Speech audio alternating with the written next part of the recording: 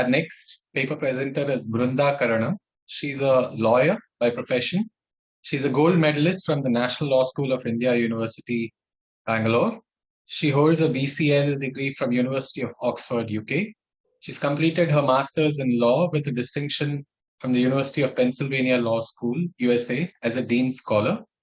Sanskritam has been a passion of hers since her childhood days. She has offered webinars on learning how to chant the Bhagavad Gita, Sri Venkateshwara Suprabhatam, Sri Raghuvira Gadyam, Saundarya Lahari, and a course for children titled Step Up with Sanskritam through Sanskrit from Home of Vyoma Labs. Please take it away from here, Brunda. 20 minutes. Sarvebhyah namaskaraha. Thank you, Dr. Nagaraj Paturi Mahodaya and Shri Meghji. Very grateful to Indica for giving us this platform for exploration and exchange of perspectives, perspectives. And in the next few minutes, I will be sharing with you some of my findings in exploring Mīmāṃsā and its contemporary relevance for statutory interpretation. So this is the brief overview of my presentation today. Okay, so very generally speaking, interpretation means to understand the meaning or intent of something which is said or something which is written. And in the context of interpretation of statutes, it means understanding the legislative intent behind the words used in the act by the legislature, or understanding the meaning of the legislation. Now, certainty in law and its interpretation is quintessential for a harmonious society based on the rule of law. And the judiciary shoulders this onerous responsibility of interpreting laws, and the courts play a very important role in fulfilling the object for which the statute was enacted and in promoting justice and social welfare. So in contemporary jurisprudence, we come across various rules for interpreting statutes, like the literal rule, the mischief rule, purpose of interpretation, etc. Coming to Mīmāṃsā, so these Mīmāṃsā principles were developed by Vedic scholars, well-versed in language, grammar, logic, etc., to interpret the Shruti Vakyas, or the text of the Vedas. And these principles of interpretation also came to be used to interpret civil and criminal laws. Now, Mīmāṃsā, the word itself in Sanskrit, means deep reflection, inquiry, examination, or investigation. And when we say Mīmāṃsā in the context of interpretation, we are referring to Purva Mīmāṃsā or Karma Mīmāṃsā, which is one of the 6 darshanas or schools of philosophy. And Rishi Jaimini is one of the oldest renowned author. About 1,000 adhikaranas and 2,700 sutras are attributed to Rishi Jaimini. So like I already mentioned, though the Mīmāṃsā principles essentially evolved to interpret the Vedic texts, essentially dealing with the ritualistic portion of the Vedas, the method was so systematic, the method of interpretation, that it came to be used to also interpret the Vyavahara portions of the Smritis, so dealing with laws, etc. And we see that Vasishtha, Vijnaneshwara, Jimutavahana, Apastamba, Bodhayana, Nanda Pandita, many of them have relied on the authority of the Mīmāṃsā principles to interpret a Vyavahara portion of the Smritis. And a very renowned Western scholar, Mr. Coolbrook, so he remarks that the logic of Mīmāṃsā is the logic of the law. Therefore, the Mīmāṃsā principles are very much applicable to interpretation of laws. And the inquiry in Mīmāṃsā also begins with words, which is very similar to modern statutory interpretation. So in one of the celebrated judgments by the Allahabad High Court in 1892, the judge who was writing the judgment, one of the judges, Sir John Edge, he has remarked that the rules of Mīmāṃsā are of the highest authority in construction of Hindu law. And Honorable Justice Rama Joyce notes how Mīmāṃsā was a necessary qualification for judges. So this shows the importance of Mīmāṃsā in interpreting laws.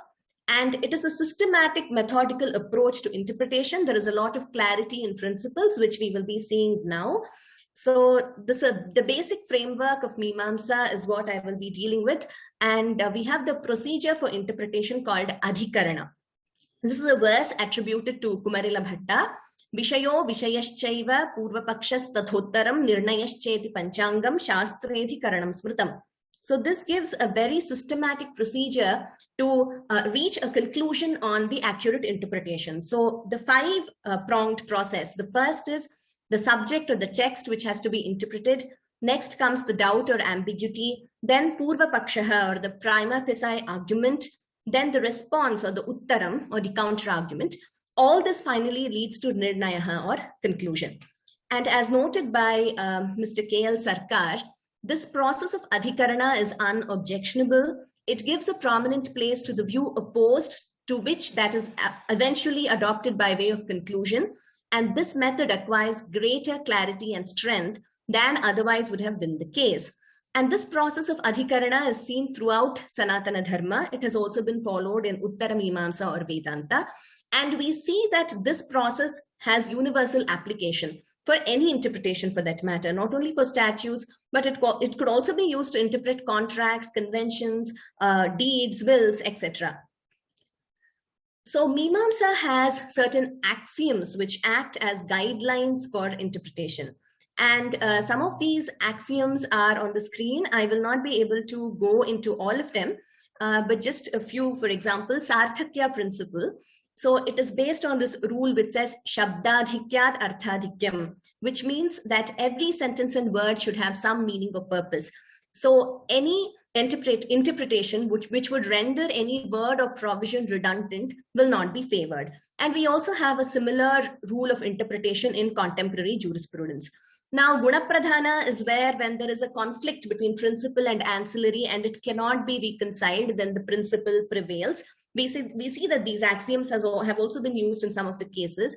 Samanjasya is when contradiction between words and sentences is not to be presumed when it is possible to reconcile them. So some of these axioms actually act as guidelines in interpretation. Next, we come to certain hierarchical principles given by Jaimini, which also give us a very clear-cut formula for interpretation. So, Shruti Linga Vakya Prakarana Sthana Samakhyanam Samavaye Paradaurbhalyam Artha Viprakarshat is the sutra. And this means among the rules, that is Shruti or direct assertion or the literal rule, and Linga indicative power, Vakya syntactical connection, Prakarana context, Sthana place, and Samakhya name, that which follows is weaker than that which precedes because it is more remote than the real object. So this means that Shruti is the starting point, that is direct assertion or looking to the words, the plain meaning of the words for interpreting. And next it is followed by Linga, Vakya, etc. Now, not only are these very precise tools for interpretation, but also the order of priority is given in the sutra itself.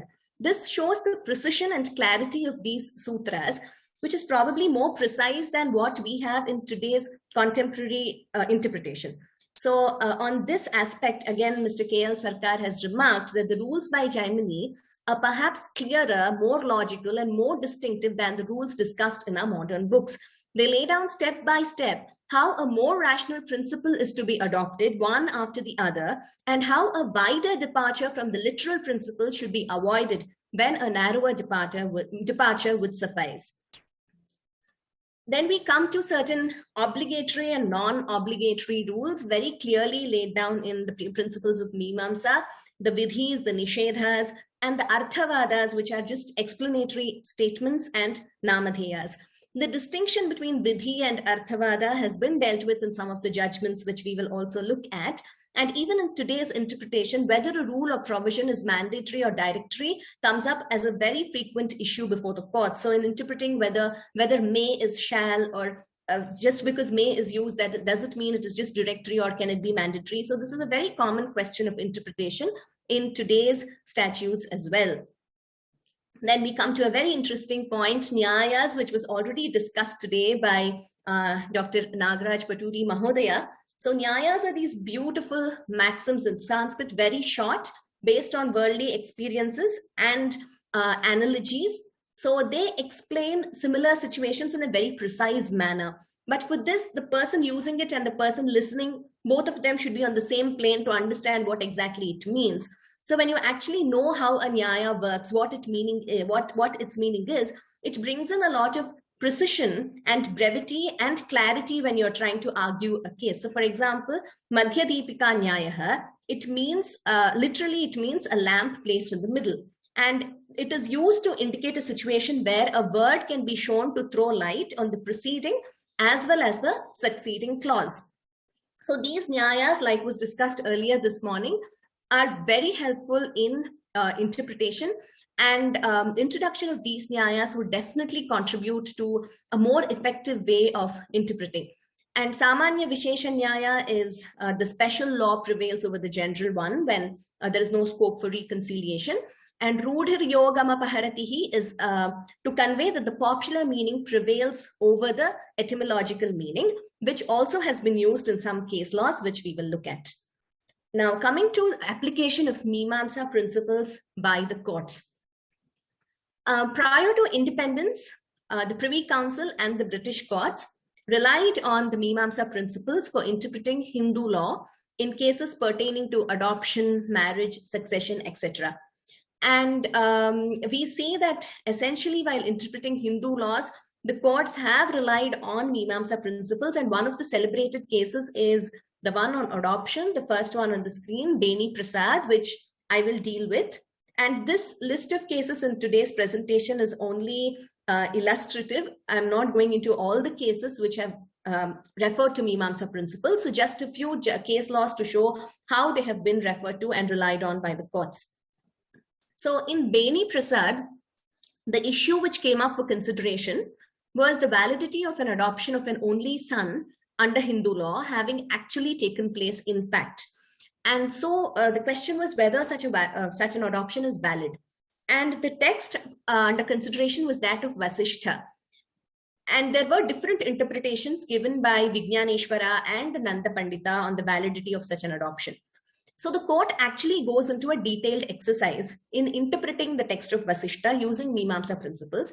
And we also see that there is a dialogue. So in this morning, Ila Deshpande ma'am was referring to the dialogue, the necessity for dialogue between Shastric scholars and jurists, lawyers, judges. So that's what we see actually happening in this case. Back then in 1892, the judges actually referred to the texts of Jaimini and other Mīmāṃsakas, and they also rely on the views of Sanskrit scholars of that time, Shastric scholars, and they engage in this dialogue, and the lawyers also assist the court in this process, and finally they come to a conclusion. And the conclusion reached is that when a text is supported by assigning a reason, it is not to be deemed as vidhi or mandatory, but only as recommendatory or arthavada. When a text is treated as arthavada, it follows that it has no obligatory force. Now, post-independence, the reliance on Mīmāṃsā has considerably reduced, apart from a few judges, especially Honorable Justice Kajju, who in his judgments, both in the Allahabad High Court and in the Supreme Court, has tried to suo motu use these principles. Suo motu in the sense, in most of the cases, you don't see the lawyers actually arguing these principles, but the judge himself has referred to and relied on some of these principles. So coming to some of the illustrative cases. So the common parlance test, or that the plain meaning will prevail over the etymological or the technical meaning. So this is a very common tool of interpretation of fiscal statutes. And this has also been referred to in some of the judgments dealing with sales tax, etc. So one of them is GUI, AIT and Company, the first case on the screen. The issue involved was whether food coloring essence and food color and food essence can be construed as food and foodstuff. And holding that it cannot be construed as food and foodstuff, the court applies common parlance test and also refers to the Mīmāṃsā rule that popular meaning overpowers the etymological meaning. Similarly, in the other case, UP Agro Industrial Corporation, the question was whether animal-driven vehicles, ADVs, could be considered agricultural implements. Again, the court holds that no, they cannot be, and similarly applies the common parlance test or the plain meaning test. And in craft interiors, the question was whether storage cabinets, kitchen counters, etc. could be considered as furniture. The court holds no, applying the common parlance test. So in all these cases, Mīmāṃsā principles have been referred to and relied on in addition to the rules of modern statutory interpretation. So as pointed out in his paper, Maxwell versus Mīmāṃsā by Honorable Justice Sri Krishna, the same outcome would have been achieved whether it is Mīmāṃsā or modern statutory interpretation. So to that extent, it can be argued that, you know, the reliance on Mīmāṃsā was just academic. But as I'll be dealing with in some of the later slides, we need to see what more can Mīmāṃsā offer apart from what we have in modern statutory interpretation. In one of the cases, Vijay Narayan Tatte, the question was interpretation of proviso in Section 6 of the Land Acquisition Act. And in this judgment, Honorable Justice Kaju examined proviso to Section 6 in light of negative vidhis. So he has a detailed discussion about prohibitions against the whole world, pratishedha, those against particular persons, paryudasa, and further what are the kinds of pratishedhas. And he also refers to kalanja nyaya, the kalanja maxim, which indicates a nishedha vidhi. So there is a very detailed discussion in this case. And he also explains how Mīmāṃsā goes deeper into the classes, types of prohibition, etc., which we do not see in modern statutory interpretation. So he says, the Western writers on the subject of interpretation like Maxwell only say that ordinarily negative words are mandatory. But there is no deeper discussion on the subject, no classification of the kinds of negative injunctions and their effects. And in Surjit Singh, the question was interpretation of Rule 443 of Indian Telegraph Rules. The court in this case prefers the Lakshana or Linga rule to the Shruti or the literal rule. So in this case, the court actually wanted to go into a purposive interpretation to see the purpose of the rule rather than just applying it literally. So this Linga or Lakshana principle was referred to.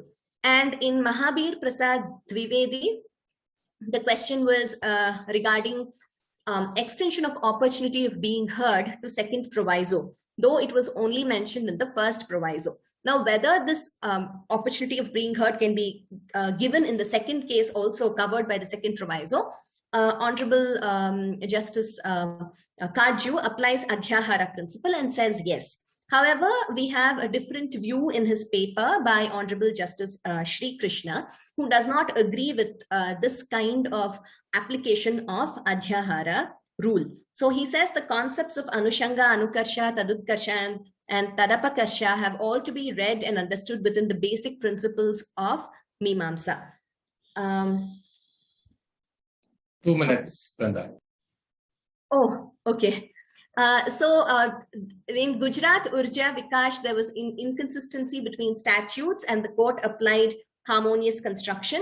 And Guna Pradhana, that I already dealt with it, it is where the principle prevails over the ancillary. So that was applied in Ispat Industries as well. And again, referring to this, Honorable Justice Sri Krishna feels that we cannot apply Guna Pradhana randomly. So we cannot decide Guna, what is Guna and what is Pradhana arbitrarily. So as I already said, the methodology of Mīmāṃsā with adhikarana, axioms, nyayas, etc. is very systematic, precise, and clear. And there is an in-depth analysis of interpretive techniques, sometimes deeper than what we find in contemporary jurisprudence. Now, it is very relevant for interpreting statutes, and not just statutes, for interpretation in general, maybe even international conventions, contracts, etc. And application of this methodology promotes efficiency, certainty in interpretation. However, some of the challenges, as have been noted by Justice Sri Krishna, are the knowledge of Sanskrit and the ability to understand some of the technical meanings used in Mīmāṃsā. And there is a need for internalization of this jurisprudential parlance so that everyone using, say, a nyaya can be on the same page and understand. And also, he says that it is difficult for the subordinate courts to follow principles if they are introduced in the higher judiciary. So though these challenges are well-founded, they are not insurmountable challenges. So like I already said, we use Latin maxims due to familiarity in law school. So there is a need for adaptation of these principles to modern interpretation. And with familiarity and introduction of these principles in legal studies, definitely we will be able to apply these for statutory interpretation. Also, another important point to note is that these principles have to be analyzed independently. Like some of the judgments say we have a similar rule in Mīmāṃsā, so that exercise is just academic. So instead of just saying it is just analogous to some rule of statutory interpretation, we need to analyze and see what better is offered by Mīmāṃsā. And for this, we need an engagement and collaborative efforts by Shastric scholars and the legal fraternity. And knowledge of Mīmāṃsā would not only aid in interpretation, but also in effective drafting, whether it is legislations or contracts or international conventions. Once Mīmāṃsā principles start to be applied in the higher judiciary, there will be a development of body of precedent, which will again act as a guide to the lower judiciary, and it will lead to a development of jurisprudence of statutory interpretation.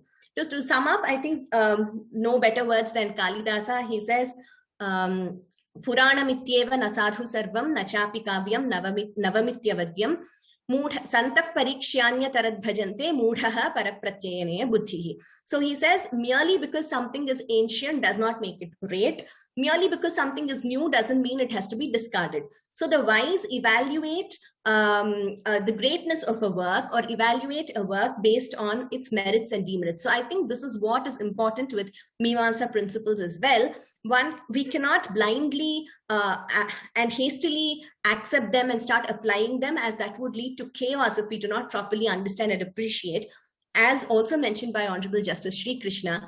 But blindly rejecting them is also absolutely not desirable. So we need to undertake this exercise to evaluate these principles independently as a joint effort between Shastric scholars and the legal fraternity, and see how best they can be used for the betterment of the legal system. So again, it's not that we are competing with modern jurisprudence. It's just to see how best we can improve not only the legal system in India, but also contribute to interpretation in generally in the world. So thank you, Indica, and thank you everyone for this opportunity. Excellent presentation. Thank you, Brunda.